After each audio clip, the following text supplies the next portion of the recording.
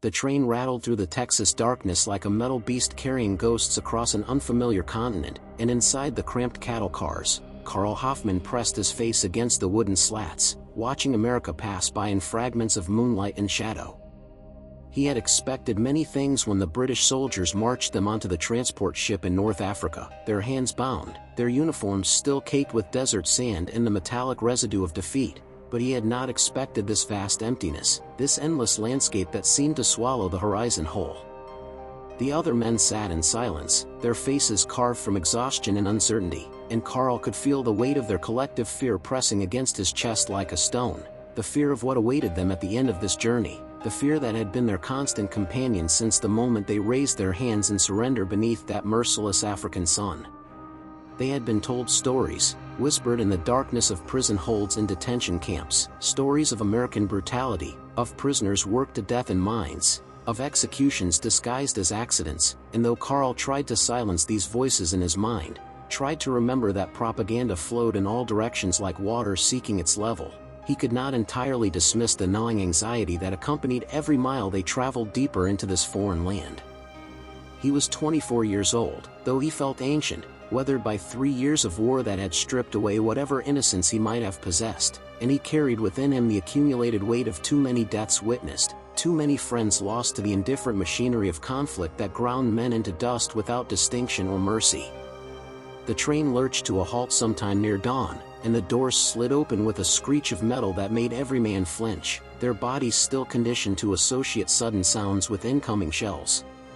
But instead of guards with rifles and harsh commands, they found a small station platform bathed in the soft gold of early morning light, and a handful of American soldiers who looked almost as young and uncertain as they felt, boys really, farm boys perhaps, with sunburned faces and expressions that held curiosity rather than hatred. One of them, a lanky corporal with red hair and freckles scattered across his nose like paint splatter, gestured for them to climb down, his movements gentle rather than aggressive, and Carl noticed that his rifle hung loosely from his shoulder, almost forgotten, as if it were merely a formality rather than a threat. They were led through the small Texas town, and Carl found himself studying everything with an anthropologist's attention to detail, noting the wide streets lined with wooden buildings that seemed too clean, too orderly compared to the bombed-out ruins of European cities that had become his frame of reference.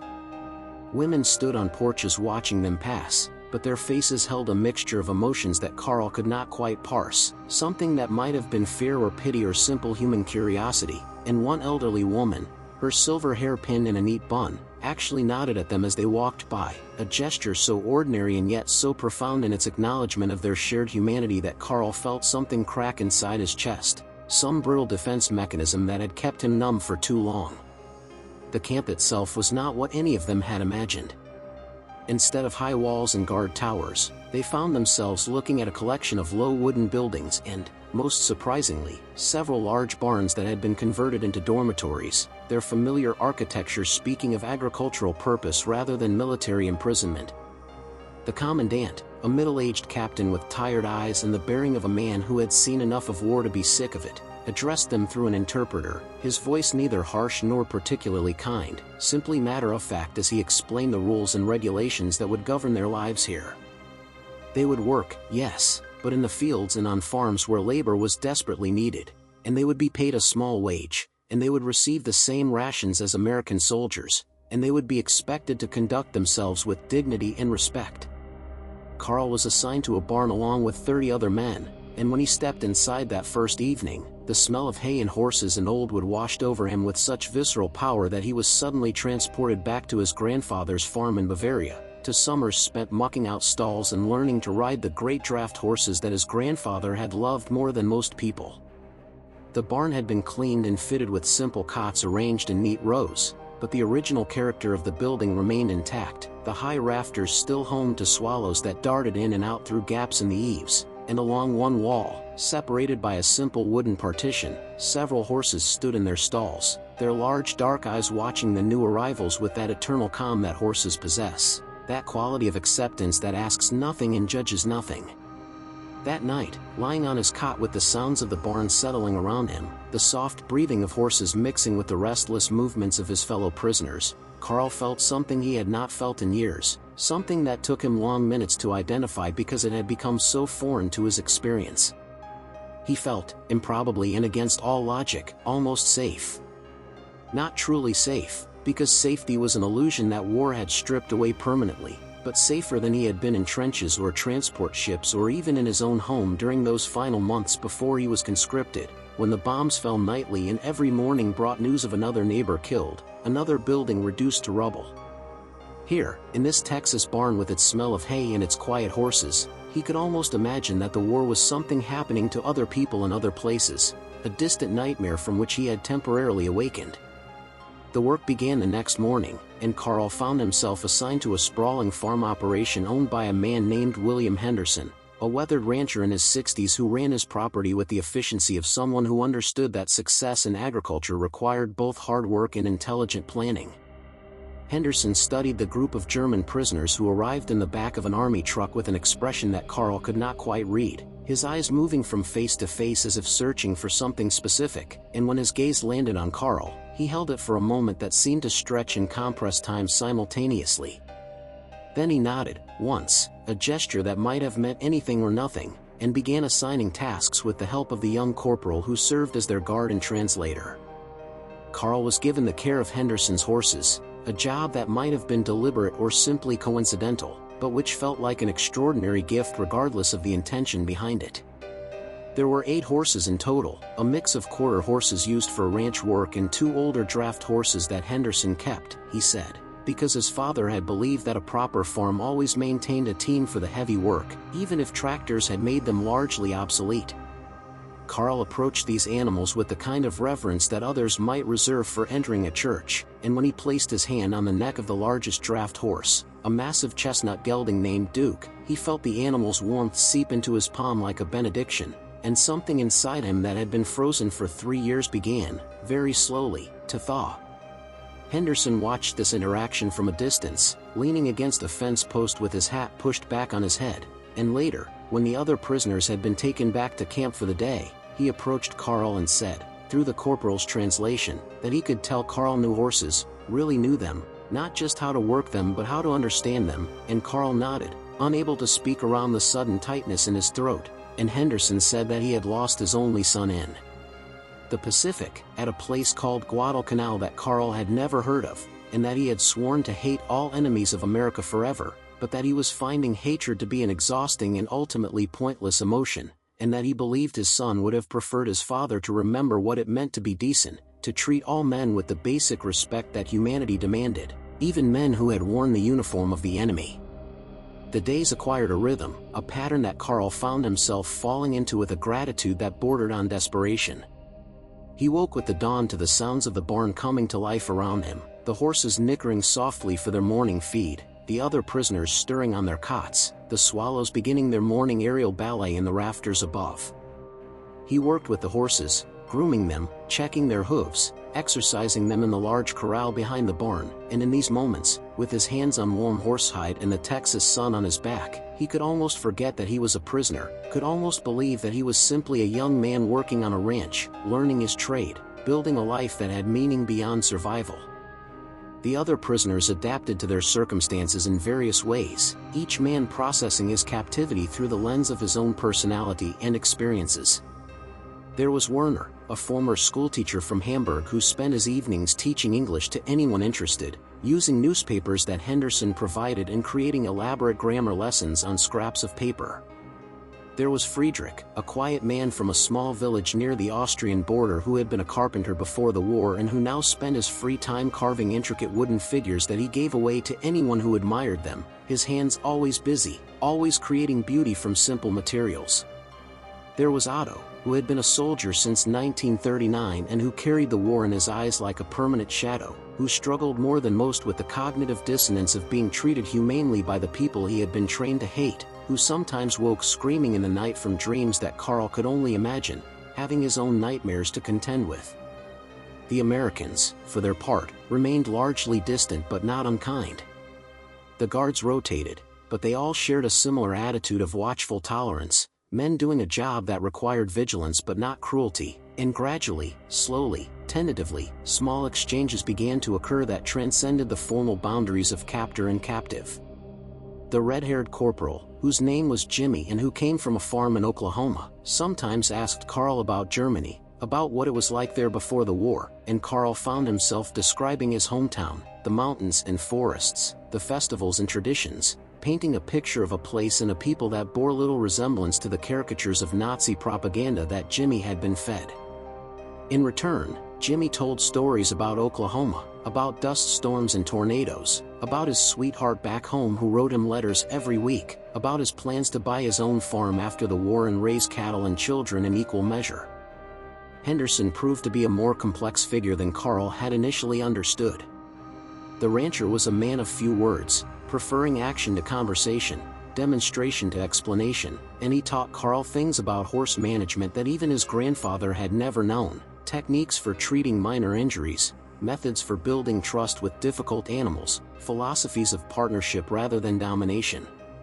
They worked together in a silence that felt comfortable rather than awkward, two men united by their love of these creatures, and gradually Carl came to understand that Henderson was working through his own grief in these interactions, that teaching Carl was somehow a way of honoring his dead son, of passing on knowledge that would otherwise die with him, of believing that the world might still contain goodness and purpose despite the evidence to the contrary.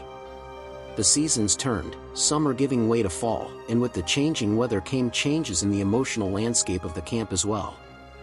Word filtered through of Allied advances in Europe, of German cities being systematically reduced to rubble, and each piece of news brought a fresh wave of anxiety and conflicted feelings. Carl found himself praying, though he was not sure he believed in God anymore, praying that his family had survived, that his mother and sisters had made it out of Hamburg before the firebombing, that his father, too old to fight but stubborn enough to refuse to evacuate, had found shelter somewhere safe.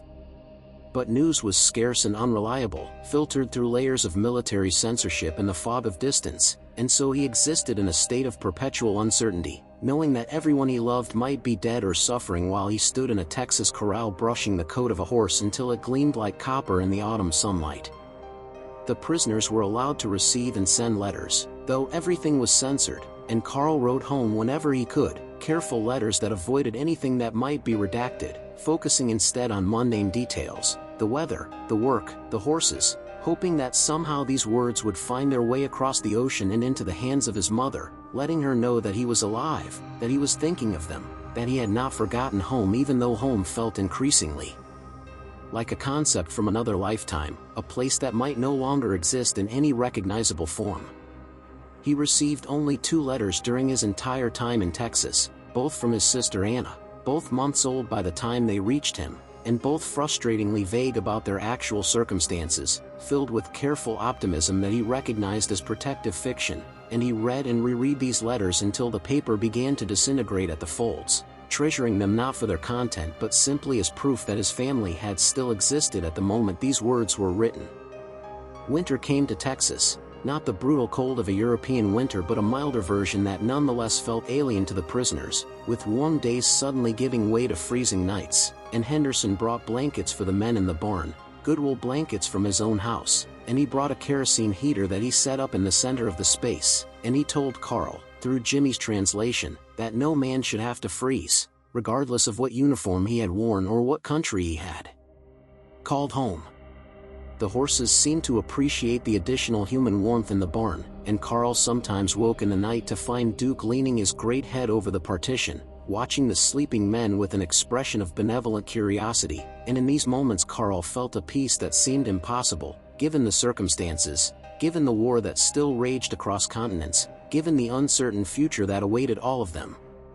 The Christmas of 1944 approached, and the commandant, in what Carl suspected was a gesture both humane and politically calculated, allowed the prisoners to organize a small celebration.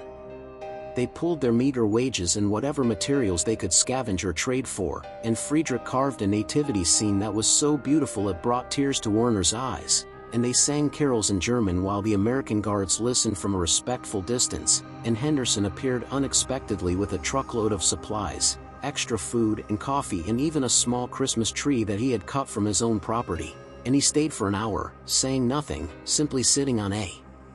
hay bale and listening to these enemy soldiers sing songs about peace and hope and the birth of a Savior who had promised redemption to all mankind.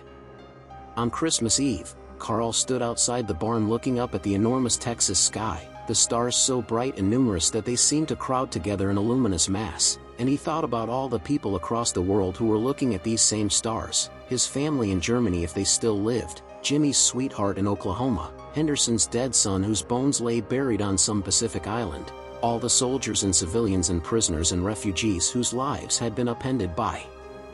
this war, and he felt both infinitely small and strangely connected to this vast web of human experience. He heard footsteps behind him and turned to find Henderson approaching, the older man's face barely visible in the starlight, and they stood together without speaking for several minutes before Henderson said, in slow, careful German that he must have been practicing for weeks, Frohe Weihnachten, Carl. Merry Christmas. Carl felt something break inside him then, some final wall of defensive numbness that he had maintained since his capture, and he found himself crying, the tears cold on his cheeks in the night air, and Henderson placed a hand on his shoulder, firm and steady, and Carl understood that this gesture transcended language and nationality and all the artificial divisions that men created to justify their hatred of one another, that this was simply one human being acknowledging the suffering of another, offering comfort in the only way available, and Carl said, his voice thick with emotion, "Thank you. For everything. For treating us like human beings." Henderson nodded, removing his hand, and then he said, in English, with Jimmy appearing from the shadows to translate, that his son had written letters home from the Pacific, letters describing the Japanese prisoners he had encountered, and in one letter he had written that he could not reconcile the propaganda about the enemy with the actual men he saw, hungry and frightened and in many cases younger than himself, and he had written that he hoped that if he were ever captured, someone would remember that he was a human being first, a soldier second, and an enemy only by accident of birth and circumstance. Henderson said that honoring his son's memory meant remembering this, meant treating others as his son would have wanted to be treated, and that while it did not erase the grief or make the loss acceptable, it gave that loss some small meaning, some purpose beyond simple waste. The war in Europe ended in May of 1945, and the news reached the camp through official channels and unofficial rumors simultaneously, creating a strange mixture of relief and anxiety among the prisoners. Relief that the killing had finally stopped, that cities would no longer be bombed, that families might begin to reunite, but anxiety about what came next, about what had happened to Germany, about what fate awaited them as prisoners of the defeated. They received no immediate information about their families or their homes, and the waiting became its own special form of torture, worse in some ways than the physical deprivations they had experienced during the war, because now they could do nothing but imagine scenarios, each more terrible than the last, while they continued their daily routines of work and meals and sleep in this Texas barn that had become simultaneously a prison and a sanctuary. Carl found himself spending even more time with the horses, finding in their company a solace that human interaction could not provide. Duke, the great draft horse, had become particularly attached to him, nickering whenever Carl entered the barn, following him around the corral like an enormous puppy, and Carl talked to the horse in German, long rambling monologues about his fears and hopes and memories, and Duke listened with his ears swiveled forward, occasionally nudging Carl's shoulder with his soft nose, and these one-sided conversations became a form of therapy, a way of processing emotions that felt too large and too raw to share with his fellow prisoners who carried their own burdens of grief and uncertainty. Henderson announced one evening that he was getting older, that the ranch was too much for him to manage alone, and that he was planning to hire a foreman after the prisoners were repatriated, someone who knew horses and understood hard work and could be trusted to maintain the standards he had set. He looked at Carl as he said this, a long meaningful look that Carl understood but could not quite believe, and later, through Jimmy's translation, Henderson asked if Carl might consider staying in America after the war, if he might want to work on the ranch permanently, and Carl felt his heart stutter at this offer, this impossible generosity, but he could only shake his head and say that he had to go home, had to find his family, had to see what remained of the life he had left behind, even though part of him wanted desperately to accept, to start fresh in this country that had shown him more kindness as a prisoner than his own country had shown him as a citizen. The process of repatriation began in late 1945, and the prisoners were organized into groups and shipped back to Europe in stages, and Carl found himself in one of the last groups, which meant more months of waiting while other men departed, their numbers in the camp dwindling week by week. The barn felt increasingly empty, the remaining men scattered among too many beds, and even the horses seemed to sense the change, becoming restless and anxious as their familiar routines were disrupted. Carl continued his work with a kind of fierce dedication, as if by maintaining perfect care of these animals he could somehow preserve this strange interlude of peace he had experienced, could make it mean something more than just a temporary reprieve from chaos. His last day at the ranch arrived with the inevitability of sunrise, and Carl went through his final routines with a heavy heart, grooming each horse with meticulous care, checking their hooves one last time, making sure that everything was in order for whoever would take over his duties. Henderson watched from the fence, silent as always, and when Carl finished and walked over to say goodbye, the old rancher pulled an envelope from his pocket and pressed it into Carl's hand, and inside was a letter of recommendation, written in careful English, testifying to Carl's character and work ethic and skill with horses, and a photograph of the two of them standing beside Duke, a photograph that Carl had not known was being taken, and on the back Henderson had written, in his practiced German, for when you are ready to come home.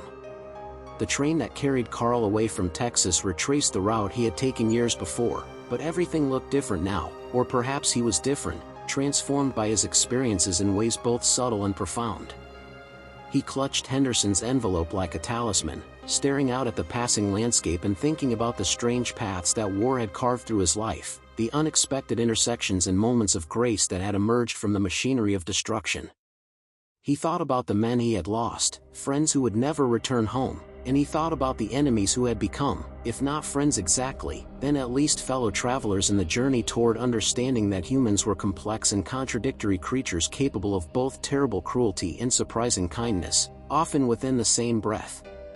The ship that carried him back across the Atlantic was crowded with repatriating prisoners, men from camps all across America, each with their own stories of captivity and survival, and Carl listened to these stories and added his own to the collective narrative, and he realized that the war had scattered them across a continent and then drawn them back together, and that their shared experiences had created bonds that transcended the divisions of rank and region and political belief. They were all simply men trying to find their way home, carrying with them memories and scars and questions about what home even meant anymore, whether the places they had left still existed or had been transformed beyond recognition by the events that had transpired in their absence. Germany, when Carl finally reached it, was a landscape of ruins, cities reduced to skeletal remains, infrastructure shattered, millions of displaced persons wandering through the rubble searching for family and shelter and some semblance of normal life. He made his way to Hamburg slowly, hitching rides on military vehicles and walking when no other option presented itself, and with each mile the anxiety grew stronger, the fear that he would find nothing and no one, that his entire previous existence had been erased as thoroughly as the buildings that now lay in piles of broken brick and twisted steel.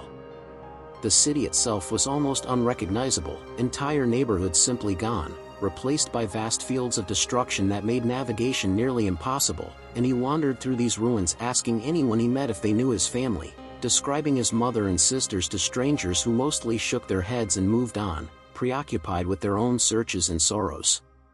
He found them, finally, in a refugee camp on the outskirts of what had once been their neighborhood, living in a converted warehouse with dozens of other families, sharing space and resources and trying to construct some kind of life from the fragments that remained. His mother had aged 20 years, her face gaunt and lined with suffering, but her eyes lit up when she saw him, and she rushed forward and held him with a strength that seemed impossible given her diminished frame, and his sisters crowded around, crying and laughing and talking all at once, and Carl felt the accumulated tension of years release from his body in a flood of tears and relief and grief for all that had been lost, all the years they could never reclaim, all the damage that could never be fully repaired. His father had not survived, killed in a bombing raid 6 months before the war's end, and his childhood home no longer existed, reduced to rubble in the same attack, and the life he had known before the war had been obliterated as completely as if it had never been. But his family lived, and in the months that followed, as they struggled to survive in the chaos of post-war Germany, Carl found himself drawing strength from his time in Texas, from the lessons he had learned about resilience and human decency, from the knowledge that even in the darkest circumstances, people could choose kindness over cruelty, connection over isolation, hope over despair. He took various jobs, whatever work he could find in a city desperate for labor and bereft of resources, and he used Henderson's letter of recommendation even though most potential employers could not read English, simply showing them the official-looking document with its elaborate script and hoping that it conveyed competence and trustworthiness. He worked on reconstruction crews, hauling debris and laying bricks, and he worked as a translator for British occupation forces, using the English he had learned from Jimmy and Werner, and slowly, gradually, almost imperceptibly, life began to reassemble itself into something that resembled normalcy, though it was a new kind of normal, one built on the ruins of the old rather than its continuation.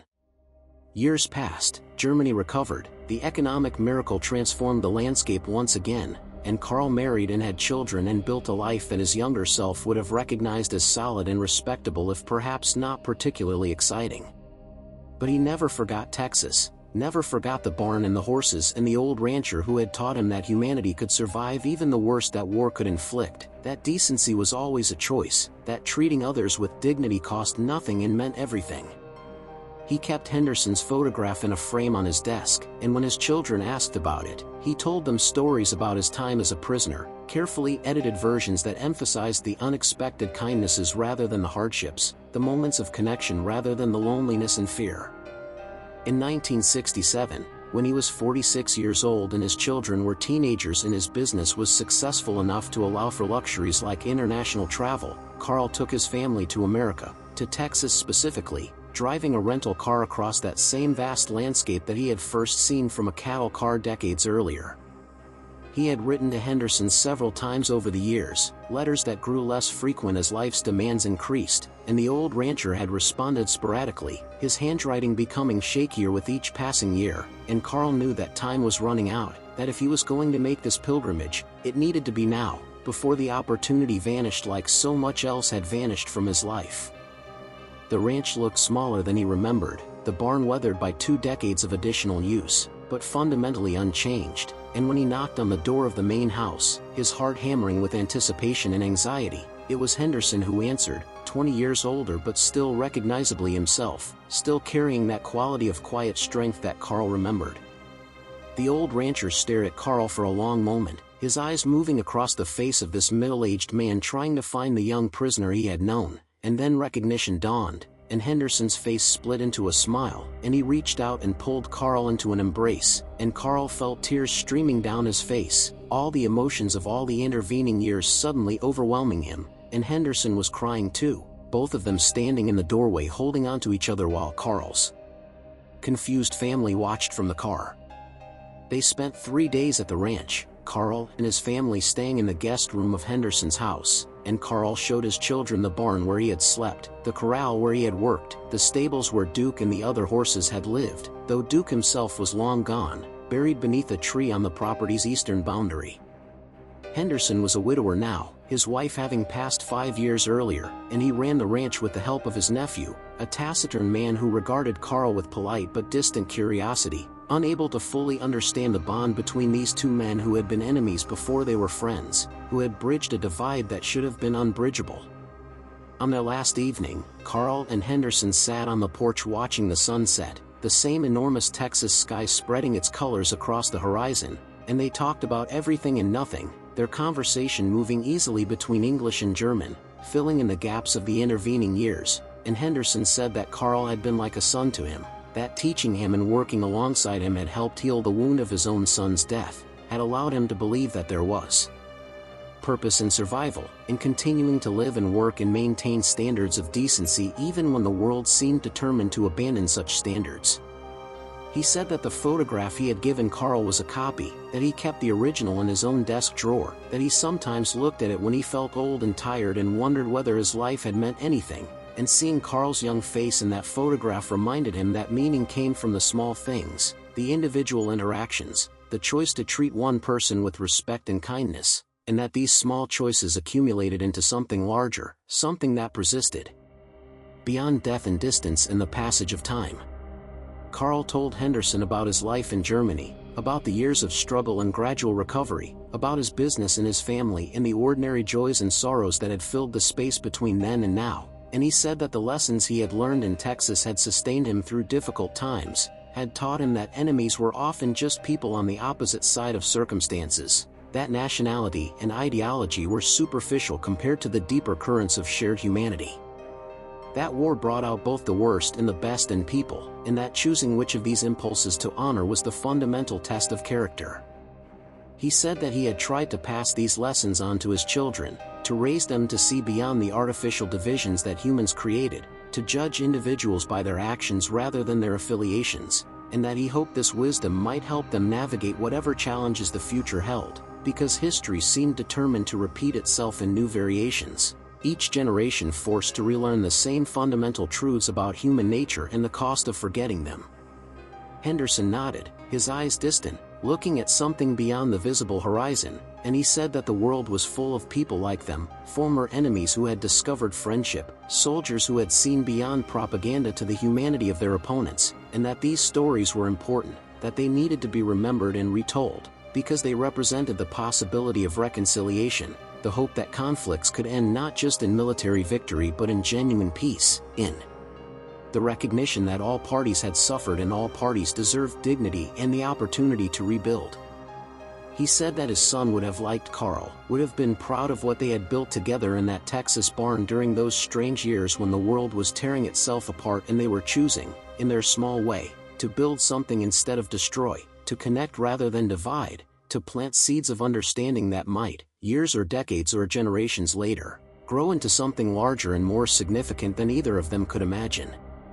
The next morning, Carl and his family departed, driving away from the ranch with Henderson standing in the driveway waving, and Carl looked back through the rear window until the old man disappeared from view, and he knew, with a certainty that bordered on grief, that this was probably the last time he would see Henderson, that their story had come full circle, that the young prisoner and the grieving father had both moved on to become different people, shaped by their encounter but no longer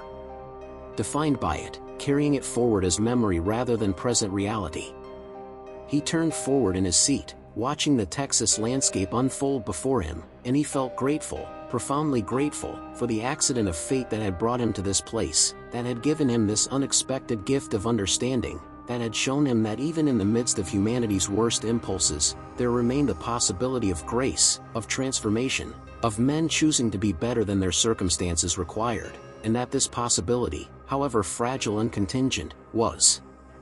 worth believing in, worth fighting for, worth remembering and passing on to those who would come after. Henderson died the following winter, peacefully in his sleep according to the letter that his nephew sent, and Carl traveled back to Texas for the funeral, standing in a small cemetery beside men he did not know, listening to a preacher eulogize a life that had touched so many people in ways both large and small, and when it was his turn to speak, Carl told the story of a young German prisoner who had expected cruelty and found kindness, who had anticipated punishment and discovered mentorship, who had been prepared for dehumanization and instead experienced profound recognition of his essential humanity, and he said that Henderson's legacy lived not in the ranch he had built or the horses he had raised but in these human connections he had forged, in the lives he had changed through simple decency, in his stubborn refusal to let grief transform him into something bitter and small, and that this was a legacy worth honoring, worth emulating, worth carrying forward into an uncertain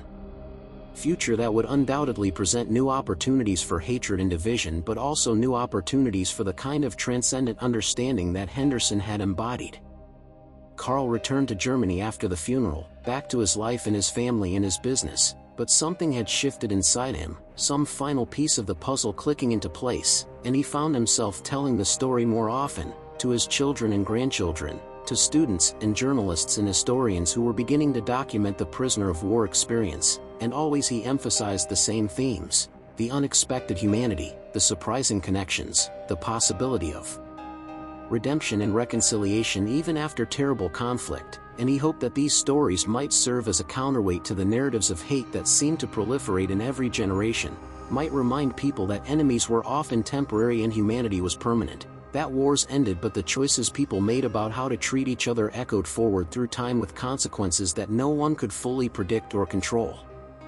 In his old age, living in a comfortable apartment in Hamburg overlooking a rebuilt city that bore little resemblance to the ruins he had returned to in 1945, Carl kept the photograph from Texas on his desk, its edges worn from handling, the image fading but still recognizable, and he looked at it often, studying the faces of his younger self and the man who had shown him unexpected grace, and he thought about all the things that had changed and all the things that remained constant, and he understood that his time in that Texas barn had been the hinge on which his entire life had turned, the moment when he could have hardened into bitterness or opened into understanding, and that Henderson's choice to treat him with dignity had given him the space to make the better choice, to carry forward light rather than darkness, hope rather than despair, and that this gift, received in the midst of war from an enemy who became a friend, was perhaps the most valuable thing he had ever possessed, more precious than his business success or his material comfort or even his family's love, because it represented proof that humans could transcend their programming, could choose connection over conflict, could build bridges across divides that seemed insurmountable, and that this capacity, however fragile and however often forgotten, was the best part of being human, the thing worth celebrating and protecting and passing on to future generations who would face their own tests and their own opportunities to choose between the easy path of hatred and the harder path of understanding. The story of Carl Hoffman and William Henderson was one small story among millions from that vast conflict, easily overlooked in the larger narratives of battles and political decisions and military strategies, but it contained within it a truth that the larger narratives often missed, the truth that wars were fought by individuals who carried within them the full complexity of human nature, the capacity for both cruelty and kindness, and that the outcome of these conflicts was determined not just by weapons and tactics but by these countless individual choices, these moments when one person decided how to treat another person, and that history was made in these moments just as surely as it was made on battlefields and in government chambers, and perhaps more lastingly, because weapons could be melted down and treaties could be broken but the memory of human decency, once experienced, could not be easily erased. It persisted and echoed and influenced and inspired, rippling outward through relationships and across generations.